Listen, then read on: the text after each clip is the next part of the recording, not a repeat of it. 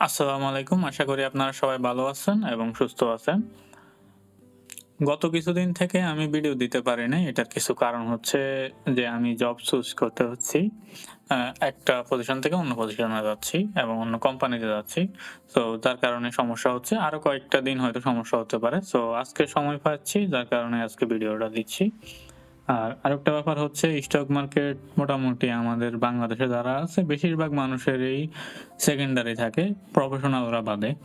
তো আমারও আসলে সেকেন্ডারি প্রফেশন বা শখ যেটাই বলেন। তো এই ক্ষেত্রে আমার মেইন যে ক্যারিয়ারটা আছে ওইটাতে একটু ফোকাস করা লাগে।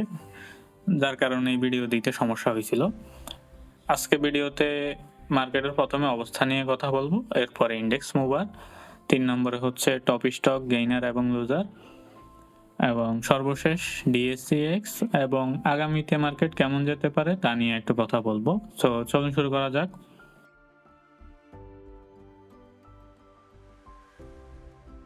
তো মার্কেট আজকে ৫,১৭৪.৪ এ আছে, যেটা আপনার ৩৪.০১ পজিটিভ মুভমেন্ট দিয়েছে।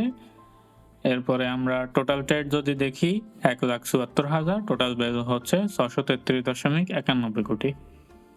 আর এখানে 1 মিনিট চার্টটা আপনারা দেখতে পাচ্ছেন, ভালোই, খারাপ না, ভালো দেখাচ্ছে, ভালো একটা 1 মিনিট চার্ট। আর স্টকের মধ্যে ১৩৬টা আপে আছে, ১৯১টা ডাউন এবং ৬৬টা আনচেঞ্জ অবস্থায় আছে। সো এইটা একটু সমস্যা, যেহেতু আপনার স্টক আপনার অনেকগুলাই কিন্তু ডাউনে আছে। আপনি এটা একটু ঘাটাঘাটি করলে বুঝতে পারবেন। স্টক বেশি ডাউনে থাকা কিন্তু সমস্যা লং টার্মে। আর রিয়াল ট্রেড ভ্যালু যদি দেখি, রিয়াল ট্রেড ভ্যালুতে আপনি দেখতে পাবেন ৬৩৩.৯১ কোটি, যেটা আপনার গতদিন থেকে কমে গেছে। সো এইটা এমন কোনো সমস্যা না। এটা আপনার একটু কমবে আবার বাড়বে, এটা স্বাভাবিক।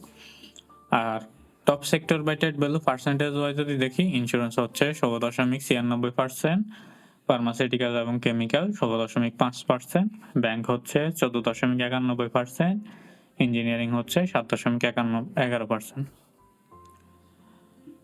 এবার আমরা ইন্ডেক্স মুভারে যাই। সো ইন্ডেক্স মুভারে সবার উপরে আছে জিপি ৭.৯ ইন্ডেক্সে মুভ করেছে। এরপরে আছে ইসলামী ব্যাংক ৬.৮, এরপরে আছে ব্র্যাক ব্যাংক ৫.৪, এরপরে পূবালী ব্যাংক ৫.৩। আর নেগেটিভ ইমপ্যাক্টের কথা যদি বলি, নেগেটিভ ইমপ্যাক্টে রবি সবার উপরে ০.৭ নেগেটিভ ইমপ্যাক্ট করেছে।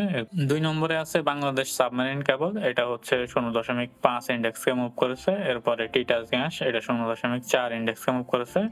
তো নেগেটিভ দিক দিয়ে। আর টপ স্টকে যদি আমরা যাই, টপ স্টকে সবার উপরে আছে আপনার মেঘনা কনডেন্স মিল্ক, এরপরে আছে আপনার ফোনেক্স ফাইন্যান্স ইনভেস্টমেন্ট, এরপরে আছে আপনার জিবিবি পাওয়ার। এখানে একটা ব্যাপার সতর্ক দিতে চাই আমি, ইসলামী ব্যাংকটা আপনার 2টা দিন বৃদ্ধি পেয়েছে, এরপরে আপনার একটু ডাউনে যেতে পারে। সো নতুন করে এন্ট্রি নেওয়ার আগে একটু চিন্তা ভাবনা করে নেবেন। তো যেহেতু ইসলামী ব্যাংকটা অনেকের ফেভারিট স্টক, এই কারণে বলে দিলাম। আর লুজারের ক্ষেত্রে যদি দেখেন, সবার উপরে আছে ফার্স্ট ফাইন্যান্স ইনভেস্টমেন্ট, এরপরে আছে পিপল লিজারিং, এরপরে আছে প্রিমিয়ার লিজারিং। আর এবার আমরা ডিএসিএক্স এ যাই। ডিএসিএক্স এ ক্যান্ডেল ভালো দেখাচ্ছে, সাথে যে ভলিউম আছে এটা কমে গেছে। আমরা যদি হিস্টোগ্রামটা দেখি, হিস্টোগ্রামটা আগে থেকে বড় হয়ে গেছে, যেটা ভালো। আর এইখানে একটা আরএসআই ৭১ চলে আসছে। আরএসআই আপনার এই মার্কেটে উদ্যোগর্তী যে মার্কেটটা আছে এটাতে ৮৫ পর্যন্ত যায় মাঝে মধ্যে আমাদের বাংলাদেশে। এখানে আপনি ঘাঁটে দেখতে পাবেন উদ্যোগর্তীর মার্কেট। তো ৮০-র উপরে যায়।